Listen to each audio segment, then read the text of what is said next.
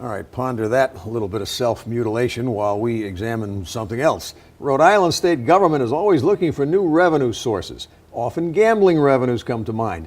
And the latest kind of gambling that might be the pot of gold for scuttle-hungry state officials is legalized commercial sports betting. Mark Murphy's the editor of the Providence Business News. The cover story in the current edition of the newspaper has a detailed account of this. In fact, in the state budget, there's already a little section set aside for expected sports gambling revenues while we're not even sure we can get it. Right. I mean, the state is waiting for a Supreme Court decision on to allow whether it's legal. It's legal right now in 4 states, and I think most everyone expects that they'll say yes, it's legal. And Rhode Island is one of 16 states now considering legislation to make it legal the moment that the Supreme Court gives its approval. Is this approval from the Supreme Court expected imminently? Soon. It's not enough so that they expect that it would happen within fully within, say, the next budget year, but it certainly would be by fiscal year 2020. It would be, fully implemented. All right. How much does the governor want or expect to get from this kind of gambling revenue? Well, right now in the fiscal 19 budget, there's about $23.5 million in revenue from this source, and it goes up to, I think it's $27 million once it's in full year.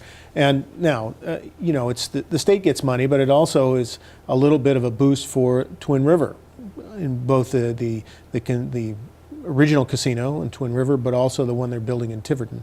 Yeah, well, that's it. Gambling in Rhode Island is Twin River. Are they going along with this?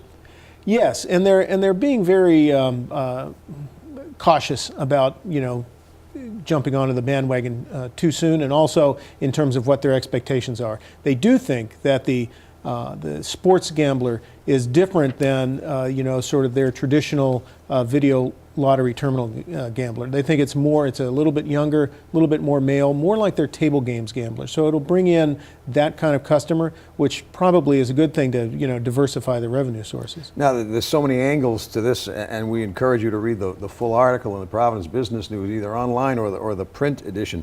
But there's also the gambling facilities are supposed to set aside some money to deal with problem gamblers. Now, if you get a whole new area to gamble, will they have to increase the amount of money that they spend on problem gambling and solving this problem? Well, they should, but I think, and Rhode Island has been criticized for not probably doing as much as other states have done in setting aside money and in creating programs. It's a real issue. I mean, you have some critics actually saying, look, is this really how we want to be raising revenue? Is essentially what we used to consider a sin. I mean, it's in essence a sin tax on people who, some people are problem gamblers. Some people can go and have fun and it's no big deal. Others, it really can destroy lives, much like other addictions. So there are some objections, I imagine, within the General Assembly and without. Yes, there are, and I think that it's to be seen just how much effort is put in by the state in terms of dealing with the potential increase in problem gambling.